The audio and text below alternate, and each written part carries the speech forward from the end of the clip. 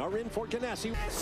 32, Dane Cameron from Team Salem, another great qualifying job. Class, Tristan Nunez and Joel Miller. Going for the transmission. You saw the center tunnel come out of there. It's going to have a gear shift problem of some sort. Joel Miller for the 00, and that's going to be an issue in the championship hunt. Look at this is tight down into the brakes. To see another model in that class. Pressure on Westy for the lead. To say that the tires were really starting to fall off. I checked in with Troy Fliss on the 90 car, and he said, we're just telling Richard, you got to manage the tires. We still have a long ways to go, and the back end of that car was about 38 laps. That's 54 minutes, so they had a long way to go to get to that point. We're going to take a break. We'll keep an eye on the points coming into the weekend, as Calvin pointed out.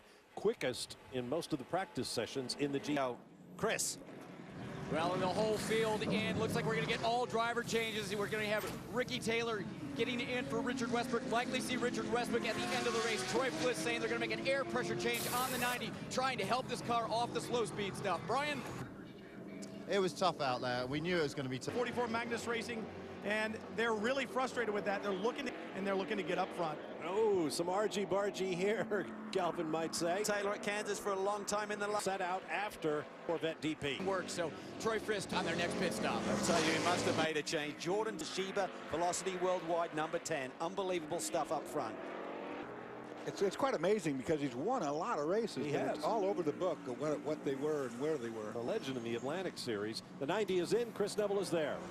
And we've seen that double driver change going on with this team. Ricky Taylor handing back over to Richard Westbrook. Westbrook did the first 30 minutes, took a break here in the middle. He's going to do the last hour and 15. This team's still struggling, trying to hook the back end of the car up. They did an air pressure change after the first run. It didn't really work for Ricky Taylor. No gurney change or anything, so I'm wondering maybe they did another air pressure change, try and hook this car up. What needs to work is you need to be doing it with a full fuel load and tires going on. Otherwise, the driver change will cost you time. Otherwise, it should equalize there. So good strategy here. Westy will be fresh. On the streets of Baltimore. On board the number 70. This is Tom Long. That's Spencer Papelli up ahead. Both these guys have had one pit stop to their names, so on a very split points to stay in the hunt going to Lime Rock. They unfortunately popped the drive shaft early on and had to switch that drive shaft out right there in the pit lane. Cost them that 20 laps, and that's a shame.